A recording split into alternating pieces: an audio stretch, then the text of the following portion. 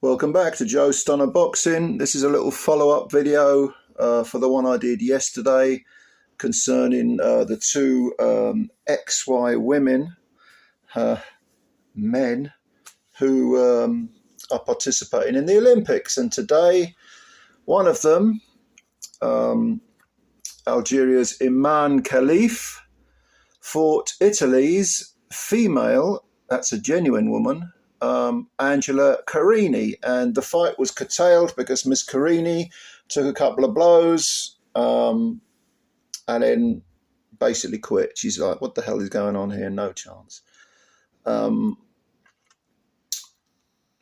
usually when someone quits in a boxing ring, you know, they're derided. I think the vast majority of public support will be on Miss Carini's shoulders. Look, I'm not gonna go I'm trying not to repeat what I said yesterday, but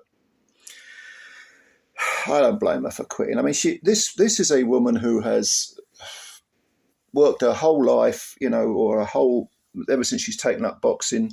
She's probably put thousands of hours into trying to realize her dream of going to the Olympics. And, even if she doesn't win a medal, she can say, I went to the Olympics, I fought my best, and maybe I got legitimately beaten.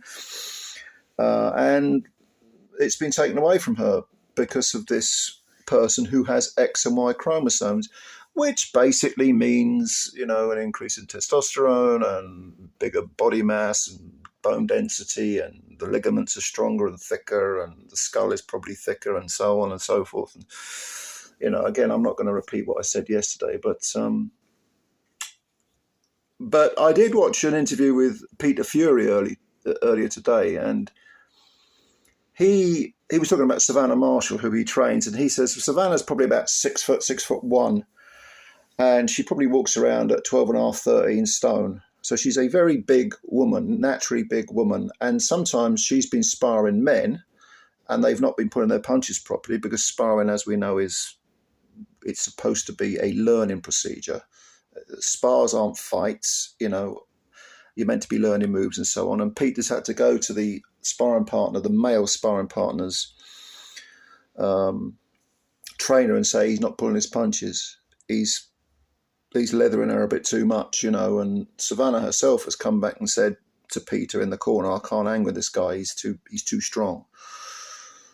That's a woman who is a real woman who is naturally very, very big and powerful, and she's in there fighting. She's in there sparring with males who are not necessarily her own weight, but who are just more powerful, more physically strong. And Peter was saying that, the whole Olympic thing is disgusting,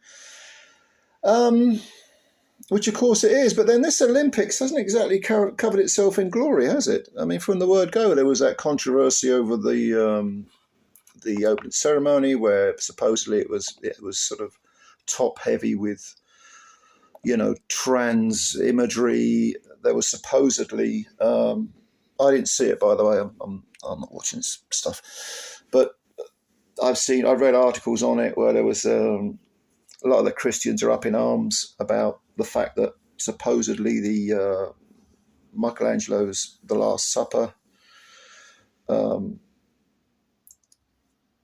was parodied by a lot of transgender actors, whatever you want to call them. Da Vinci's The Last Supper. Is it Da Vinci or Michelangelo? I'd have to look that up. But in actual fact, some people have said, but it wasn't the Last Supper. It was the Feast of Dionysus by the Dutch artist Jan de Billert, I think his name is. Whatever it was all sort of,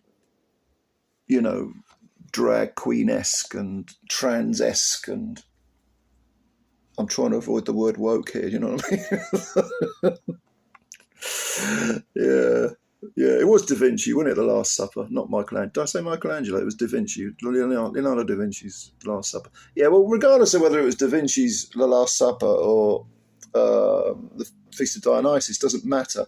It was not liked by a lot of people. They were like, well, why are they showing it there? Why are they doing that? Why does everything have to be, LGBTQ. A lot of people didn't like that, rightly or wrongly. They just didn't like it. Okay.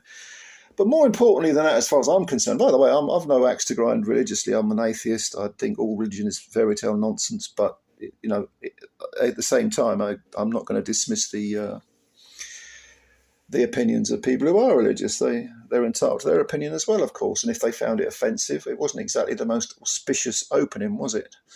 Then, of course, we've got, I think more importantly than that, actually, and arguably as bad as the situation with men fighting women in the boxing tournaments,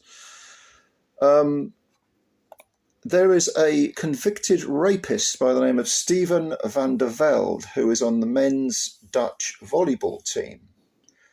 Now, this is somebody who raped a 12-year-old girl, and the abuse of children has been in the papers in the UK for reasons that I'm sure you're aware of. But this guy, I'm not going to say man because he isn't a man, he raped a 12-year-old child. I believe it was an English child. And he received, wait for this, he received a sentence of 4 years for raping a 12-year-old child. 4 years, the grand total of, and served 1 year. And now he's at the Olympics, seeking Olympic glory. So when all is said and done, you can add all this stuff together. I mean, I'm not interested in the Olympics anyway, even the boxing, because I gave up, because I'm, a little bit older than some of you guys, I gave up watching Olympic boxing when Roy Jones got jobbed in 1988. So, and I've sort of kept one eye on it occasionally, like when Joshua was when it was the London Olympics, I paid a bit of attention, but I've really got no interest in any of that stuff, because it just seems to me that it's corrupt to the core, and this one, Jesus Christ, I mean, I don't know what to say, again, I'm not going to go down the path that I did yesterday with my much longer video, but yeah. Anyway, I say that, getting back to the original point, which was Angela Carini, this Italian boxer who's had her dream taken away from her by, I suppose you'd say, an ideology, and an absolute shame on the IOC for allowing this. Absolute endless shame on them. It's disgusting beyond belief. It really is. But Ms. Carini, I would say that she hasn't lost her dignity. Everybody knows that she was between a rock and a hard place, and she did say, I got into the ring to fight. I didn't give up, but one punch hurt too much, so I said enough. I'm going out with my head held high. After the second punch, after years of experience, I felt a strong pain in the nose. I said enough because I didn't want it. I couldn't finish the fight after the punch to the nose, so it was better to put an end to it. And we do know, that men punch. I think there was a very specific percentage given on one report I read, which is a scientific report about they measure punches and male, female. 162% more on average that a man punches harder than a woman. Okay. I don't know whether that figure is entirely accurate, but I can believe it. I can believe it's roughly that. And Ms. Carini said, I'm in pieces because I'm a fighter. They taught me to be a warrior. I've always tried to behave with honour. I've always represented my country with loyalty. This time I didn't manage to because I couldn't fight anymore, regardless of the person I had in front of me, which doesn't interest me. Regardless of all the row, I just wanted to win. I wanted to face the person that I had in front of me and to fight. Well, they asked her if it was better to pull out beforehand, bearing in mind who she was up against. She said, I'm not one who gives up easily. No, even if they'd said that we wouldn't fight, I would never have accepted it. I have a warrior's mentality. This time I didn't manage. I felt too much pain in my nose. It's not a defeat for me. For me, if you go in the ring, you've already won, regardless of everything else. I'm not here to judge. It's not up to me to say if it's fair or not fair. I just did my job. I managed to leave with my head held high. I'm a mature woman woman. When I feel I cannot continue, it's not giving in. It's having the dignity to say enough. I was convinced I would win. I was concentrated, serene, but these punches to the nose hurt. I'd had enough.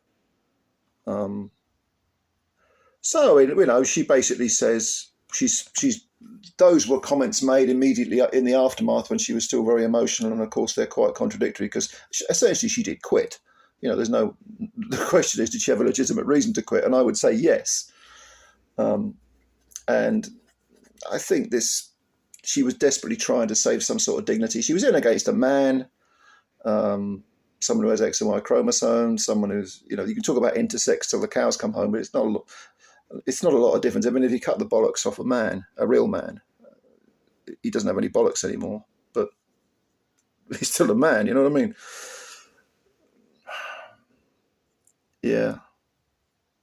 And as for our Algerian friend, he said, I will fight anybody. I'll fight them all. I'll bet you will, mate. I'll bet you will. Yeah. Okay, now. What world we live in, isn't it? Strange one. What has the world become? I know what the Olympics has become. In fact, I know what the Olympics has been for quite a while. A rather disgusting cesspool of corruption, especially the boxing. Anyway, this has been a long video, longer than I thought it would be. But anyway, thank you for watching it. Thank you for your support as always. Please leave your comments below if you have any, and subscribe to the channel if you're new, and hit the like button if you don't mind, because it builds the channel up, and we want to build the channel up. Thank you. Comments below, I'll read them with interest. Bye for now.